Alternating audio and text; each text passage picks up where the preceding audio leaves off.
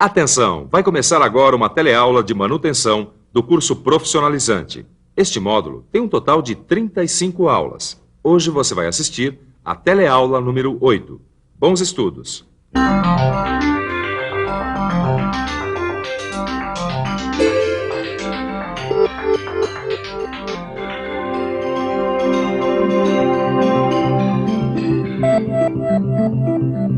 Na última teleaula, você viu a diferença entre soldagem de produção e soldagem de manutenção. E também viu os tipos de falhas que podem ser resolvidas através da soldagem. Mas e na hora da soldagem, o que fazer? Ou melhor, que decisões tomar? Esse é o assunto dessa teleaula. Hoje você vai conhecer alguns materiais que normalmente são soldados nas indústrias e também vai ver quais os principais procedimentos para uma soldagem eficiente e segura.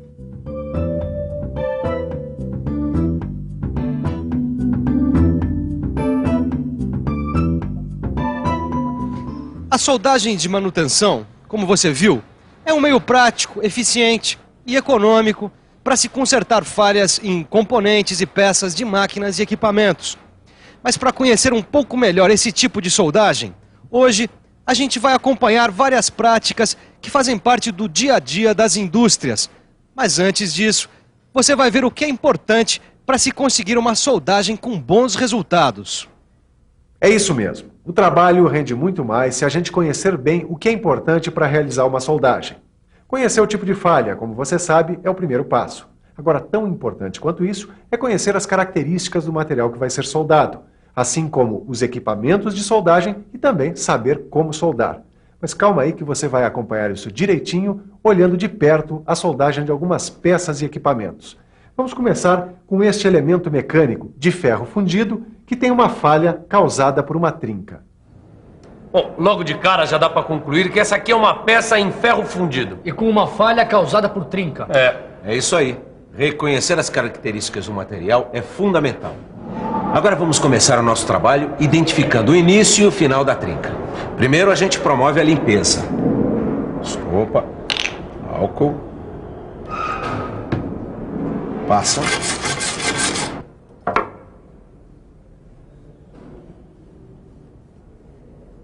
Daí a gente aplica o líquido penetrante no local da trinca. Agora nós vamos esperar alguns minutos. O tempo suficiente para o líquido penetrar no material. E depois de limpar bem, a gente aplica o revelador.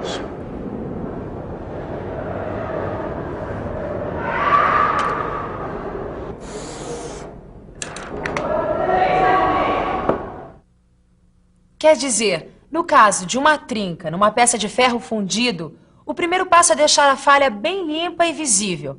Afinal, para poder soldar, a gente tem que enxergar bem os limites da trinca. E a região tem que estar preparada e limpa para receber o cordão de solda. Como vocês puderam observar, o passo seguinte é fazer a furação nas extremidades da trinca. Como é que é?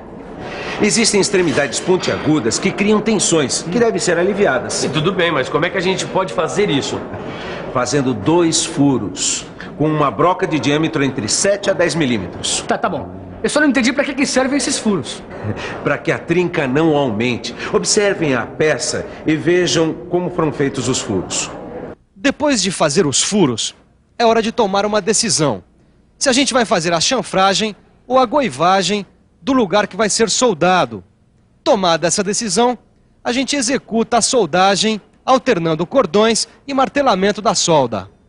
Optando pela goivagem ou pela chanfragem, a primeira escolha é sempre a goivagem. Além disso, se a união da solda no ferro fundido não estiver perfeita, aí o jeito é fazer um revestimento de chanfro. Enfim, tem que ficar de olho para que fique tudo em cima. A goivagem, com eletrodo de corte, deve ter um formato arredondado para favorecer a distribuição das tensões. Além disso, a preparação com eletrodo de corte proporciona uma solda sem poros, escórias, areia, óleo ou gordura, uma vez que essas impurezas sofrem combustão durante a goivagem e se gaseificam. Já no caso da preparação por esmerilhamento, as precauções devem ser redobradas se o disco tiver aglomerantes plásticos que podem aderir no ferro fundido na área de soldagem. E a queima desses resíduos provoca ainda o surgimento de poros na solda. Portanto, se a preparação exigir esmerilhamento, a superfície esmerilhada deve ser escovada e limpa com bastante cuidado.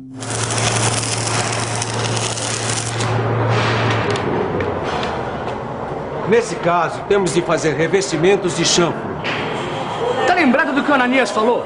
Quando a ligação da solda no ferro fundido apresentar dificuldades de estabilização, o ideal mesmo é fazer um revestimento de chanfro.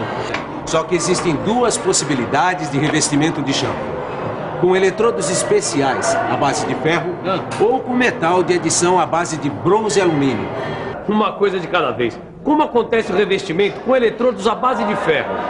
Nesse caso, a camada de solda absorve o carbono de ferro fundido e endurece. Mas se endurece, não pode soldar junta. De fato, não. E para completar a solda do reparo, a gente usa o metal de adição à base de níquel ou níquel-ferro. Legal. Mas qual a vantagem de revestir o chanfro com metal à base de bronze e alumínio? É que ele adere muito bem ao ferro fundido. E também tem uma ótima afinidade com o metal de adição à base de níquel, que é usado depois para completar o reparo.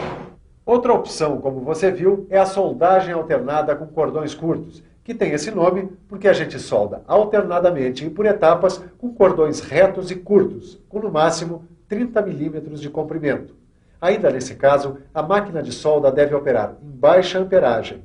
O eletrodo deve ter pequeno diâmetro e a velocidade de solda deve ser alta, para evitar o excesso de calor localizado. Dá uma olhada nesse esquema. A solda alternada com cordões curtos tem a finalidade de manter um baixo aporte de calor na região da peça a ser soldada, diminuir ao máximo as tensões de soldagem e, consequentemente, as deformações. Já pelo martelamento, as tensões de contração do cordão de solda são aliviadas. O cordão sofre um escoamento, evitando-se assim deformações indesejáveis. O segundo exemplo que a gente vai acompanhar é de uma soldagem a frio de uma alavanca de ferro fundido quebrada sem restrição de contração. Esse é um tipo de falha que pode ser resolvida com muita eficiência através da soldagem. Bom, o primeiro passo, se tiver, é tirar a casca de fundição do local da quebra. O segundo passo depende da espessura da peça. Bom, essa aqui deve ser de um pouco mais de 10 milímetros, é isso? Nesse caso, faremos um chanfro em X. E se ela fosse um pouquinho menor? Daí faríamos um chanfro em V. O caso da nossa peça é de chanfro em X com ângulo de até 60 graus. Bom, depois de preparar o local da solda, vamos fazer um pré-aquecimento de aproximadamente 200 graus. Por favor, ligue o maçarico. Pra já. Cuidado, hein, Caio?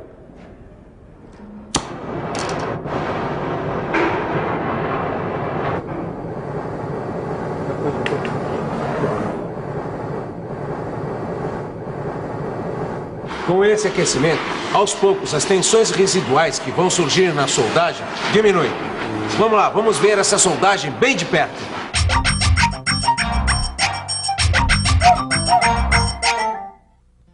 No caso da soldagem a frio em ferro fundido, recomenda-se soldar com baixa intensidade de calor, utilizando um eletrodo de níquel ou níquel-ferro. O chanfro deve ser preenchido com cordões curtos e com repetidas viradas para a soldagem no lado oposto. É recomendável ainda um martelamento ocasional no cordão de solda enquanto estiver quente para diminuir as tensões. E se surgirem dificuldades de ligação da solda no ferro fundido, deve ser realizado o revestimento dos chanfros, ou melhor, um amanteigamento. O terceiro exemplo que a gente vai ver é com o revestimento de dentes de escavadeira, que é um componente que geralmente trabalha em condições severas com impactos e abrasões. O revestimento serve para prolongar a vida útil dos dentes da escavadeira. Nessa ilustração, dá para ver direitinho como fica o dente depois do processo de revestimento. Para começar, vamos limpar bem a superfície da peça que vai ser soldada. Deixa comigo. E pelo que a gente viu, nós temos que eliminar todos os resíduos, né? É verdade. A limpeza da peça é fundamental em qualquer soldagem, onde o material que vai ser aplicado durante o revestimento possa aderir à peça. E nesse caso, o eletrodo mais recomendado é do tipo AWS E1060Z. Mas por que esse eletrodo? Simples. é que nos dentes que trabalham basicamente no solo com granulação fina, o revestimento deve ser feito com metal duro, isto é, com o eletrodo AWS E1060Z, que proporciona um metal de solda bastante duro e rico em carbonetos de cromo, e ainda resistentes à abrasão. Já nos dentes que trabalham com material rochoso, o eletrodo aplicado é do tipo AWS E655R, que proporciona um metal de solda ligado ao cromo bastante tenaz, resistente e com dureza entre 60 e 65 Rockwell C. E nesses dois casos, durante a soldagem, a gente tem que manter a temperatura do dente abaixo de 200 graus, que é para evitar a perda de dureza. Legal, mas eu tô curioso mesmo para ver isso que você tá falando. Então vamos lá.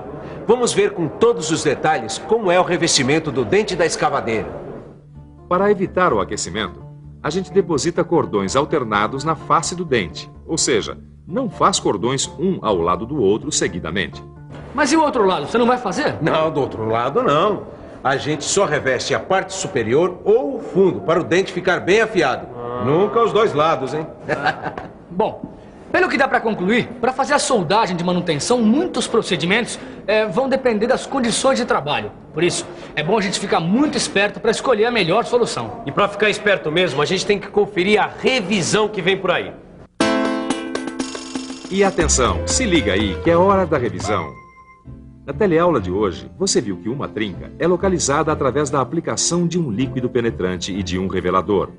E que, para aliviar as tensões nas extremidades das trincas, são feitos furos nas suas extremidades. Viu que o pré-aquecimento na soldagem de peças de ferro fundido reduz as tensões no local da solda. E viu ainda que o martelamento na soldagem de manutenção é importante para aliviar as tensões de contração do cordão de solda. Como você pode concluir, a soldagem é um meio econômico e eficiente de se recuperar muitas peças e componentes. Por isso, é bom você estudar bastante para entender direitinho todos os passos da soldagem de manutenção. Até a próxima!